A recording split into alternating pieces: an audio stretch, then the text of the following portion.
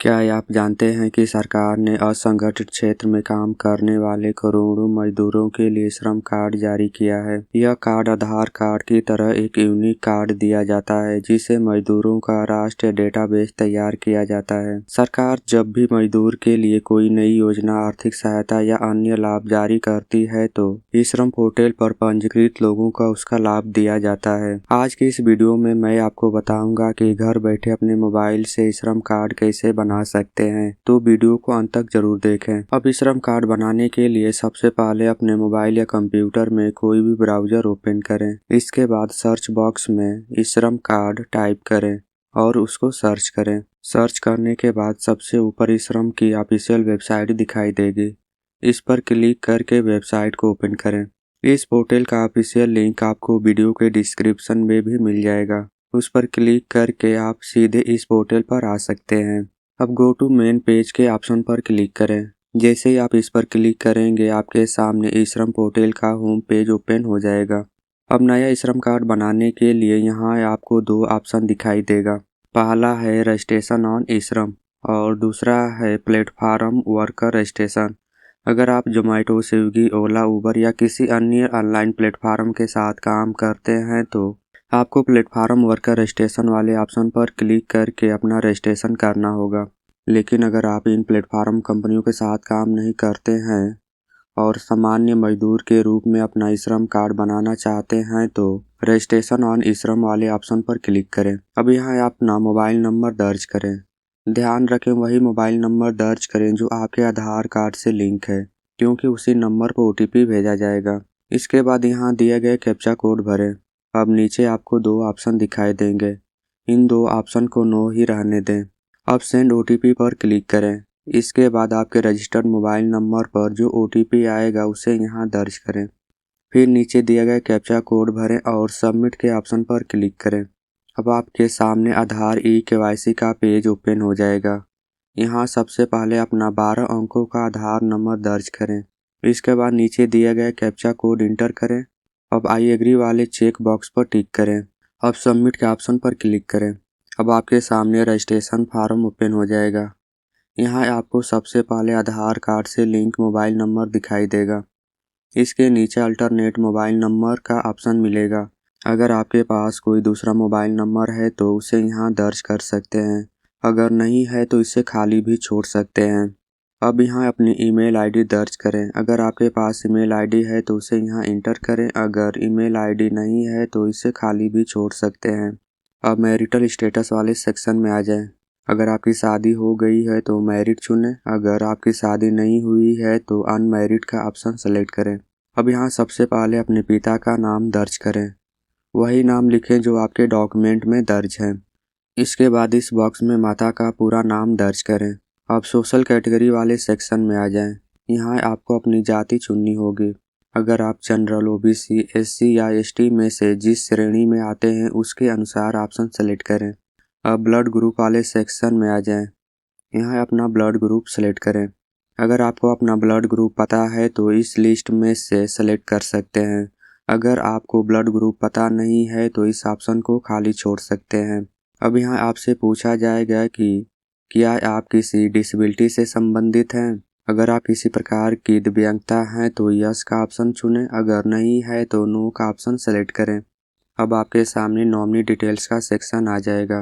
अगर आप यहाँ अपनी नॉमिनी की जानकारी दर्ज कर देते हैं तो भविष्य में इस कार्ड से जुड़े किसी भी पात्र लाभ या बीमा का दावा करने की प्रक्रिया में सुविधा हो सकती है।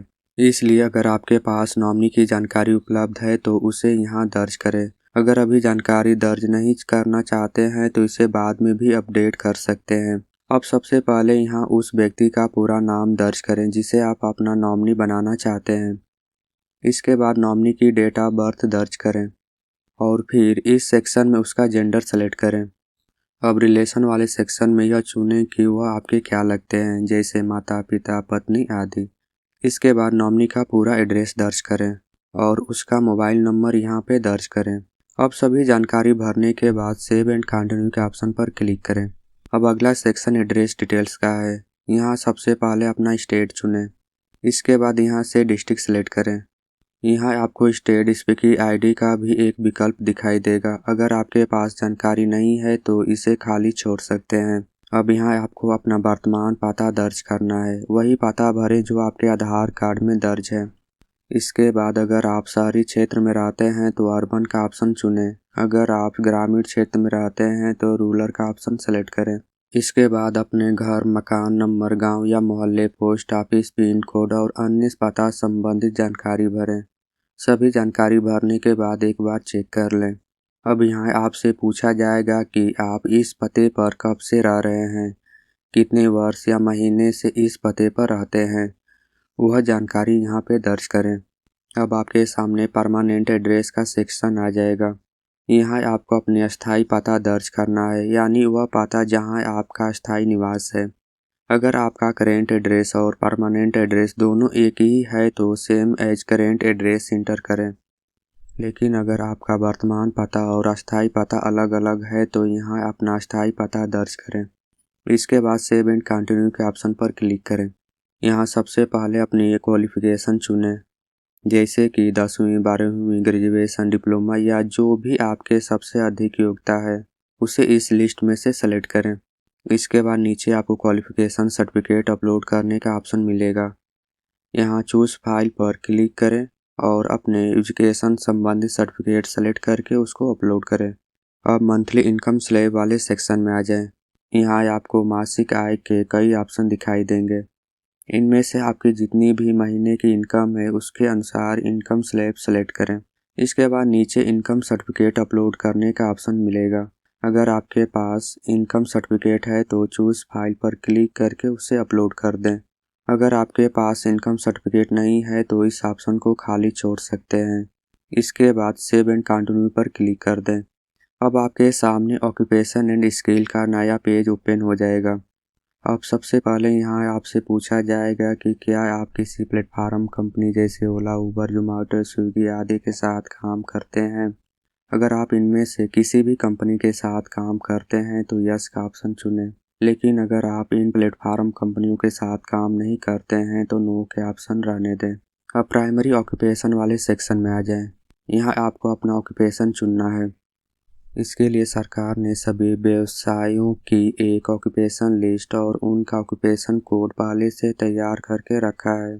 इसलिए आपको अपने काम के अनुसार सही ऑक्यूपेशन कोड या ऑक्यूपेशन नेम चुनना होगा।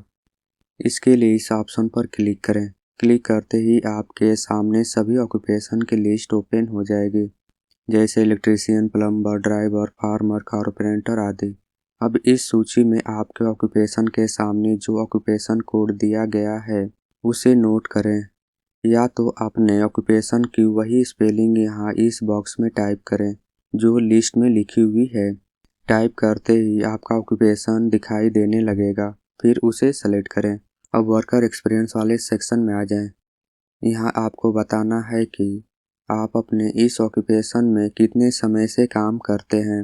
अगर आप 1 साल, 2 साल, 5 साल या उससे अधिक समय से काम कर रहे हैं तो अपनी जानकारी के अनुसार वर्कर एक्सपीरियंस सेलेक्ट करें। अब सेकेंडरी ऑक्यूपेशन वाले सेक्शन में आ जाएं। अगर आप अपने प्राइमरी ऑक्यूपेशन के अलावा कोई दूसरा काम भी करते हैं तो उसे यहाँ सेलेक्ट कर सकते हैं। इसके लिए इस ऑप्शन पर क्लिक करें और अपने दूसरे काम का ऑक्यूपेशन कोड या ऑक्यूपेशन नेम सर्च करके सेलेक्ट करें। अगर आप कोई दूसरा काम नहीं करते हैं तो इस सेक्शन को खाली छोड़ सकते हैं। अब आपको how did you acquire skill का ऑप्शन दिखाई देगा। यहाँ आपको बताना है कि आपने अपना काम या हुनर किस तरह सीखा है। अगर आपने किसी ITI, पॉलिटेक्निक ट्रेनिंग सेंटर या किसी संस्था से वोकेशनल टेक्निकल ट्रेनिंग ली है तो received formal vocational technical training का ऑप्शन सेलेक्ट करें। लेकिन अगर आपने किसी संस्था से कोई औपचारिक ट्रेनिंग नहीं ली है और काम अनुभव या किसी के साथ काम करके सीखा है तो did not receive any vocational technical training का ऑप्शन सेलेक्ट करें। अब यहाँ आपको सब स्किल का ऑप्शन दिखाई देगा। इस सेक्शन में आपको यह बताना है कि आपने अपनी स्किल किस तरह से हासिल की है। यहाँ आपको self learning, learning on the job और अदर जैसे ऑप्शन दिखाई देंगे। अगर आपने यह काम खुद से सीखा है तो सेल्फ लर्निंग सेलेक्ट करें। अगर आपने काम करते करते अनुभव से सीखा है तो लर्निंग ऑन द जॉब चुनें, और अगर इनमें से किसी में नहीं आते हैं तो अदर का ऑप्शन सेलेक्ट करें। अब इंटरेस्ट इन स्किल अपग्रेड वाले सेक्शन में आ जाएं। इसके बाद आपको रिसीव फॉर्मल टेक्निकल ट्रेनिंग से संबंधित ऑप्शन दिखाई देंगे, उसे सेलेक्ट करें और फिर सेव एंड कंटिन्यू पर क्लिक करें। अब आपके सामने बैंक डिटेल्स का पेज ओपन हो जाएगा। यहाँ आपको अपने बैंक खाते की सभी जानकारी भरनी है। सबसे पहले अपना बैंक अकाउंट नंबर दर्ज करें। इसके बाद उसी अकाउंट नंबर को दोबारा कन्फर्म अकाउंट नंबर वाले सेक्शन में दर्ज करें। अब अकाउंट होल्डर नाम वाले बॉक्स में आ जाएं। वही नाम दर्ज करें जो आपके बैंक खाते में दर्ज है। इसके बाद अपना AFC कोड दर्ज करें और उसके सामने दिए गए सर्च ऑप्शन पर क्लिक करें। जैसे ही आप सर्च पर क्लिक करेंगे, आपका बैंक नेम और ब्रांच नेम अपने आप स्क्रीन पर दिखाई देने लगेगा। अगर सब कुछ सही है तो सेव एंड कंटिन्यू पर क्लिक करें। अब आपके सामने रजिस्ट्रेशन प्रीव्यू का पेज ओपन हो जाएगा। अब एक एक करके सभी जानकारी ध्यान से चेक करें, जैसे व्यक्तिगत जानकारी, पता, एजुकेशन, व्यवसाय, बैंक विवरण आदि।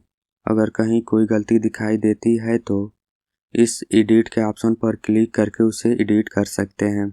अब इस डिक्लेरेंस वाले चेक बॉक्स पर टिक करें और सबमिट के ऑप्शन पर क्लिक करें। अब आपका श्रम कार्ड सक्सेसफुल बन चुका है। अब स्क्रीन पर आपको आपका श्रम कार्ड दिखाई देगा, जिसमें आपका नाम, फोटो, यूएन नंबर और अन्य आवश्यक जानकारी दर्ज होगी। अब अगर आप अपना श्रम कार्ड डाउनलोड करना चाहते हैं तो यहाँ दिए गए डाउनलोड यूएन कार्ड के ऑप्शन पर क्लिक करें। जैसे ही आप इस पर क्लिक करेंगे, आपका श्रम कार्ड PDF फॉर्मेट में डाउनलोड हो जाएगा। तो दोस्तों, इस तरह आप घर बैठे अपने मोबाइल से श्रम कार्ड बना सकते हैं। अगर वीडियो पसंद आई हो तो लाइक करें, शेयर करें और चैनल को सब्सक्राइब करना न भूलें।